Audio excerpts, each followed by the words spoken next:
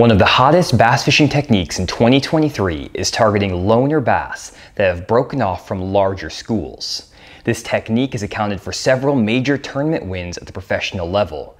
And while it's a very advanced technique, it's something that you can apply on almost every single fishery across the country. In this video, I'm going to explain how I've experimented with this technique to put a lot of really nice fish in the boat this year. Let's get into it. First, let me explain the basics of this trending technique. The basic idea is that anglers are finding schools of bass, and a lot of these schools are actually community holes, or areas that are pretty obvious on the map. These could be obvious ledges, drop-offs, humps, points, basically anywhere on the map that really stands out. While these spots receive a lot of fishing pressure from anglers, they're called community holes for a reason, because they hold a lot of bass. However, a lot of times the bass on these community holes can be pretty tough to catch because they're so pressured by other anglers. It's even getting tough to catch them with shaky heads and drop shots and very finessey techniques. Therefore, anglers are adapting and basically drawing a circle around the main school or the sweet spot on these community holes and targeting loner bass that have broken off from the school. Anglers have been finding isolated individual bass or small wolf packs of 2 to 4 bass that are roaming in a 50-yard circle around that main community hole, and you can actually get these fish to bite a lot easier than those fish in that bigger school.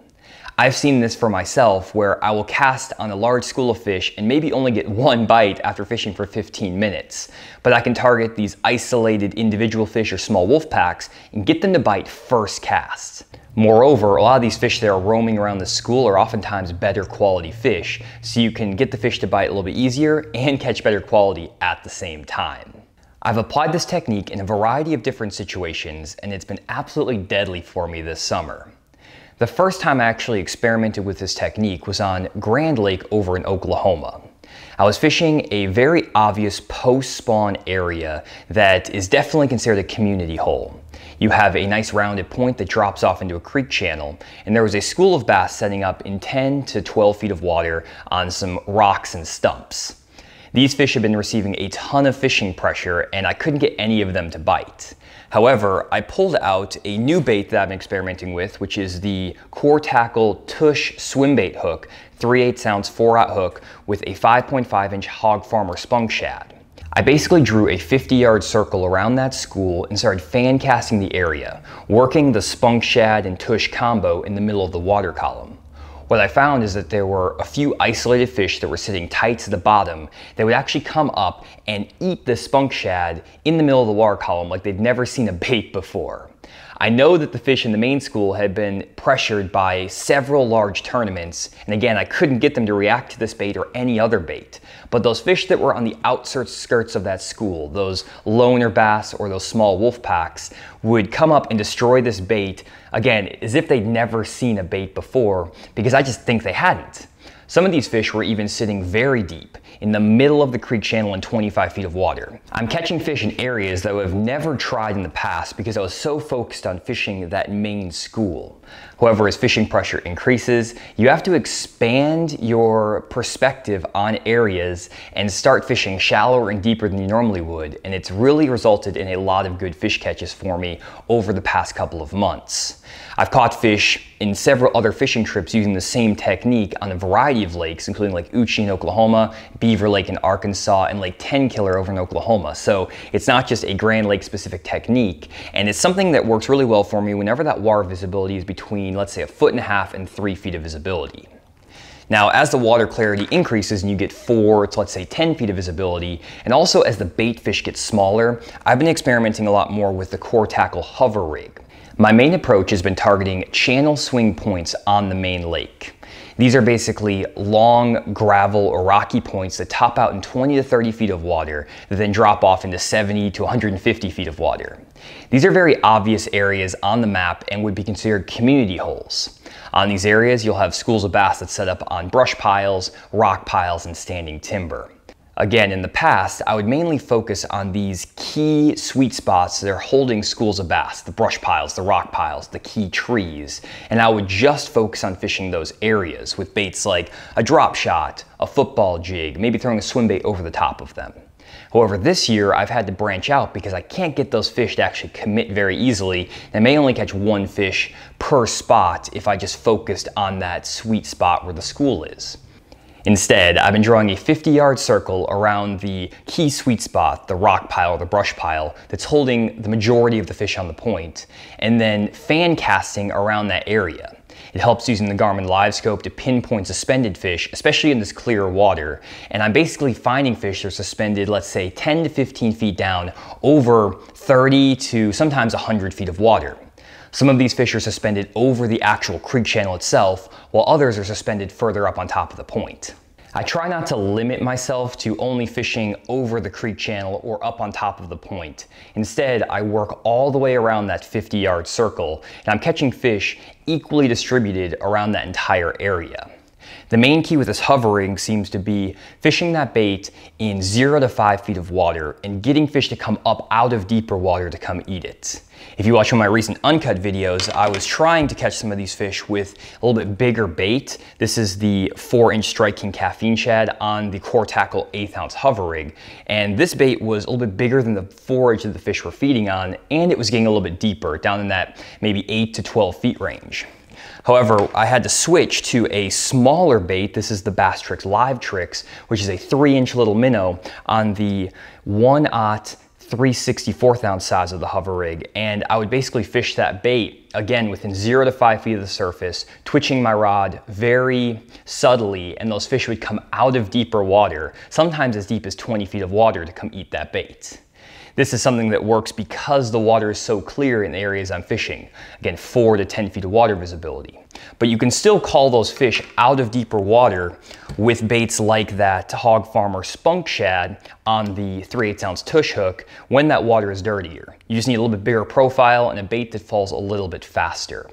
The key with both these baits though is getting fish to come out of deeper water up to the bait to come eat it. It doesn't seem like they want the bait at their level, and if the bait does get down to their level, they seem to not react to it at all.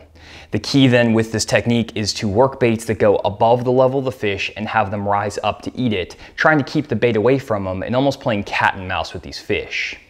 While I've been having a lot of success with these soft plastic approaches, a lot of pros have been using other baits, especially when there is bigger forage in their lake. One bait that's been pretty popular over on the Tennessee River is a big glide bait. This is the Spro KGB Chad Shad, and it works great when the fish are feeding on bigger forage, especially big gizzard shad. This is a bait that I need to experiment with more. I haven't really been going over to Grand Lake or lakes with big gizzard shad in the recent month. I've been focused mainly on fishing Beaver Lake, but as I get to lakes where the bass are feeding on big gizzard shad, big crappie, yellow bass, things like that, this big glide bait can generate some really big strikes, and it works perfectly for this technique because it stays in that 0 to 5 foot water level, and it causes those fish to have to come up to the bait to actually commit to it.